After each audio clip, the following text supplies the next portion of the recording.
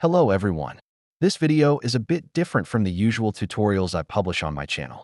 I will still talk about Blender and Substance Painter, but this time I will also share some personal memories and provide some extra information about the objects you will see. I hope you find it interesting. In this video, I will describe the steps and operations I followed to create the rendering you see on screen, which shows a corner of a room with a small table and a computer from the very early 1990s.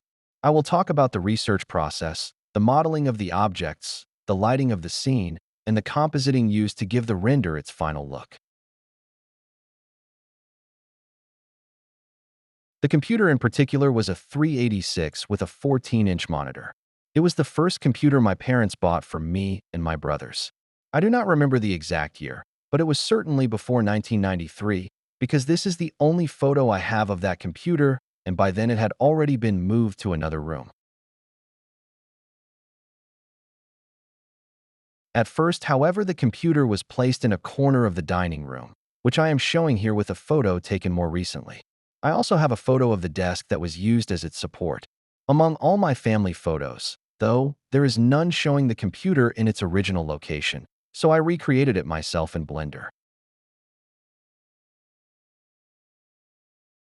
First of all, I modeled the different components of the computer separately, namely the case, the monitor, the mouse, and the keyboard. Since I could use only that single photo as a visual reference and rely on my memories for the rest, I searched online for information about the typical dimensions of computer cases and 14-inch monitors from that era. For the keyboard, I searched for photos of an IBM Model M, because I remember that our keyboard had that distinctive plate in the upper right corner. I also clearly remember the 3-button mouse with the red mouse pad. In this case, I searched for photos of a Logitech Genius. As for the monitor, I added a VGA connector and a power connector on the back, then the power button with the green LED, and some classic controls such as brightness and contrast. Inside the monitor, I placed a geometry with thickness that acts as the front glass and uses a transparent material with refraction. Right behind it, there is a plane with an emission material where I placed screenshots from the 2 games we had on that computer at the time, namely Prince of Persia by Jordan Mechner and Commander Keen 1 by id Software. For the case modeling, I also had to research the dimensions, the typical elements, and especially the connectors on the back of the case, which were very different from what we have today. Even though these elements are not visible in the render I am showing, I still wanted the back to be modeled in a believable way because I might reuse it in other projects. I therefore added a DGen5 connector for the keyboard, several serial and parallel connectors, a 15-pin game port, and 3 audio outputs, although I can tell you that my old 386 did not actually have those audio ports. I did not model the expansion slot covers with serial and parallel ports because I created them using normal maps in Substance Painter. However, I clearly remember the legendary turbo button and the key lock used to lock the keyboard. The case I'm showing on screen is a bit different from the one in the final render because the one our computer had featured a raised base and did not include a 5.25-inch drive, which I instead decided to include in the case I published on my website. The environment was very simple, and its modeling, as well as the modeling of the desk, did not require any special techniques. For this reason, I did not use the FSpy add-on, which I have discussed in several tutorials on the channel and usually use for more complex scenarios. The chair, on the other hand, appears in many other photos, so I modeled it using standard measurements for this type of object: 75 centimeters total height and 46 centimeters width and depth. The door on the left had actually been modeled many years ago when I was still a beginner using Blender 2.4, simply because at the time I practiced modeling anything I could find around me. I recovered that project, assigned new PBR textures using Substance Painter, and there it was. In Substance Painter, I first created the materials for the case, saving the stack of materials as a smart material so that I could reuse the same colors on the other objects and keep visual consistency across the peripherals. There are no particular observations to make here, because in general I used basic techniques that I have shown in the Substance Painter tutorials published on the channel over the years. For example, I multiplied a cloud's texture on the color channel of the floor to make it less uniform.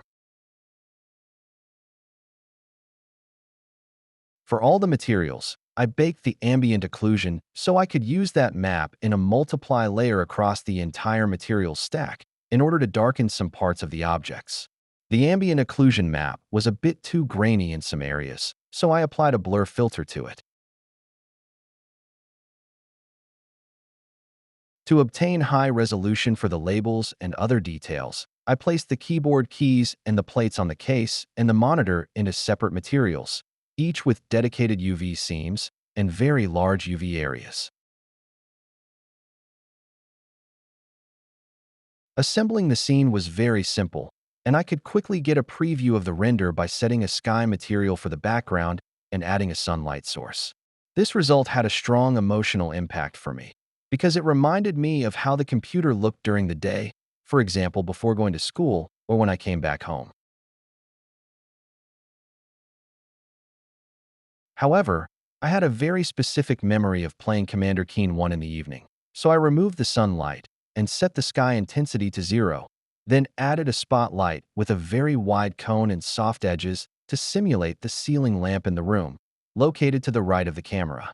30 years ago, most lamps were incandescent, so I set the power to 60 watts and especially a low color temperature of about 3000 Kelvin. Interestingly, both my brothers and I clearly remember that there was no lamp on the desk. Now we arrive at the rendering and the nodes compositing used to give the final image a more nostalgic and almost photographic look. For the rendering, I set 400 samples with denoise and exposure set to 2 in the film section, using AGX as the color management. In compositing, I inserted in sequence a couple of new Blender 5 nodes, namely sensor noise and vignette, followed by a desaturate node, chromatic aberration, and finally glare set to fog glow mode. The sensor noise, vignette, and chromatic aberration nodes help give the render the look of an old photograph. The desaturate node is necessary because materials coming from Substance Painter are often too saturated, while in reality colors are rarely that vivid. The final fog glow node has a threshold value set so that it produces a glow on the monitor image and on the LEDs. In general, I set all the values of these compositing nodes by running several tests, adjusting one node at a time, and observing the preview in the backdrop image provided by the viewer node after the first render. This is not the first scene I have created starting from childhood photos and memories, and in this case, as well I enjoy sending the results to relatives or friends because these images often bring back additional details for them. For example, in this case my brothers immediately told me that they remember 2 small brown shelves with black metal brackets holding a few VHS tapes. Perhaps I will model those objects as well in the future and complete this reconstructed memory. Well, that is all for this video. If you enjoyed it and would like more content like this, let me know in the comments, leave a like, and subscribe to the channel. Thanks, and see you next time.